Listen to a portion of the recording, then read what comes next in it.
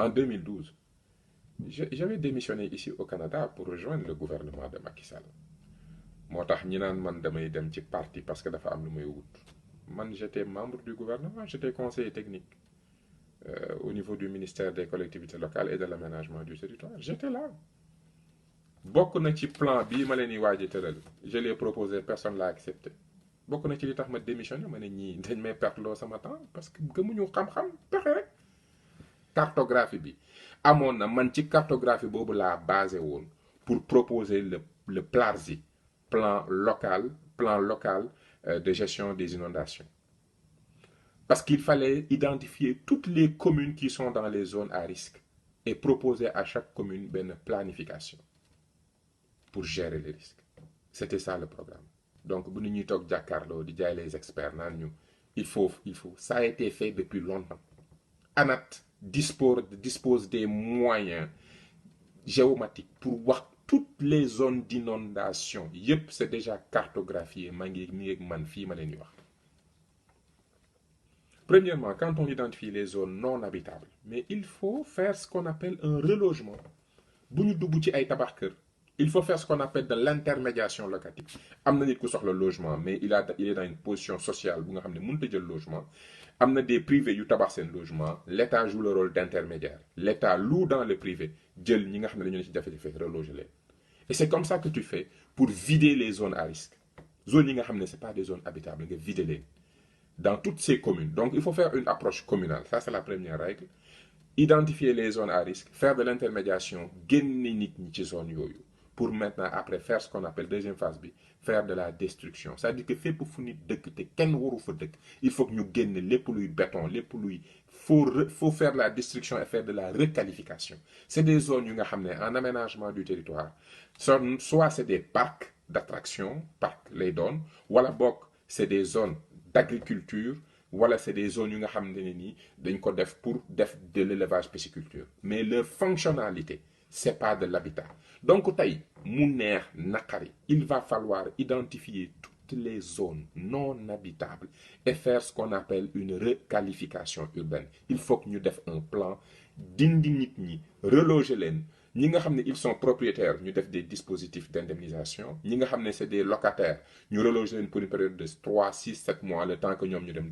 Mais il ne faut pas être dans une logique de développement immobilier. Développement immobilier, c'est pour l'accès à la propriété. C'est pour les Sénégalais qui ont les moyens d'être propriétaires. Quelqu'un qui est locataire et qui se trouve être locataire dans une zone à risque, il faut faire de l'intermédiation locative. L'État doit jouer les intermédiaires pour le permettre d'être locataire dans le privé pendant 6-7 mois, le temps que vous gagnez ce problème.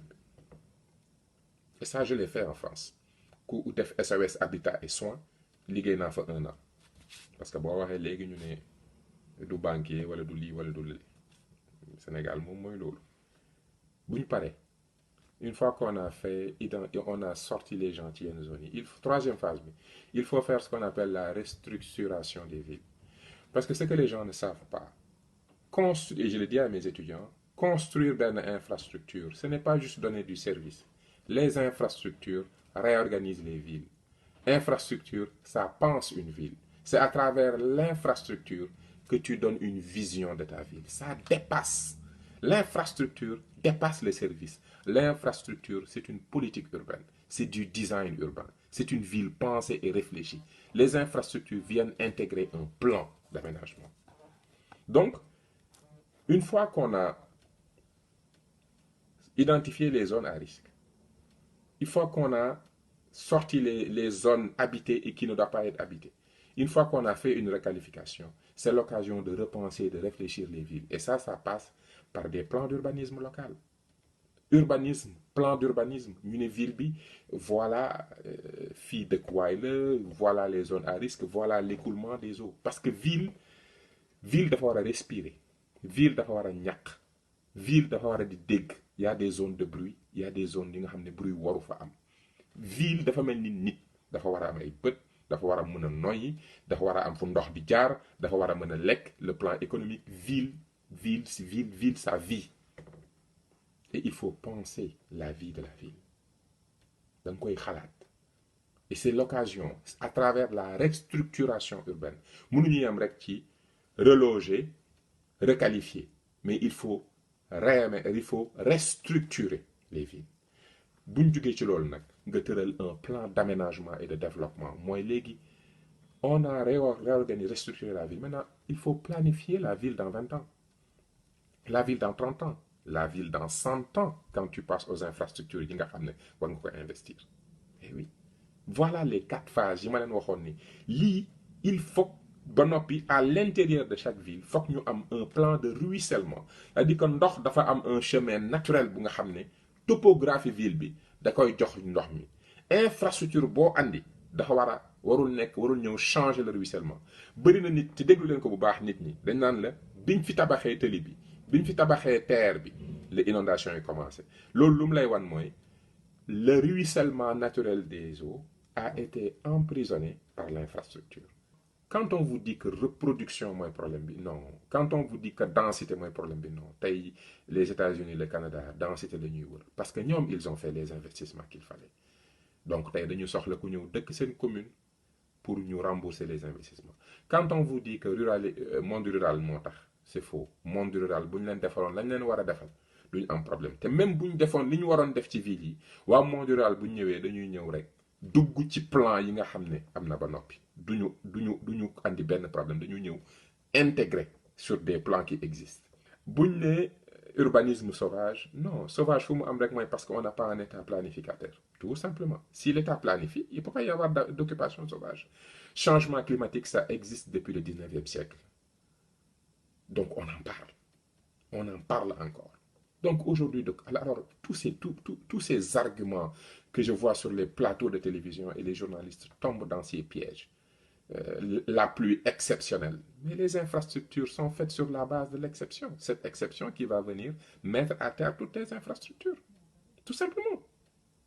Tout simplement. Tout simplement. De 2000 à 2020, lan moo xew ci réew mi ba tax lii am. ñun tey benn mairie mënut a taxaw ne moom dafa bëgg a am égout parce que da ngeen a jël assainissement ne du ngeen ko décentraliser. jël ko jox ko benn nit. Naka la benn nit mën a gérer le plan d'assainissement de près de 550 collectivités locales. da ngeen ni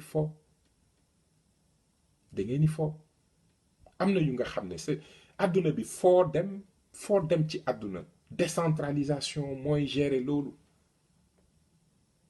C'est ça la règle. Vous donnez 2 à 3% du budget à 550 collectivités locales et vous leur demandez de gérer l'urbanisme. Vous leur demandez de gérer le développement urbain.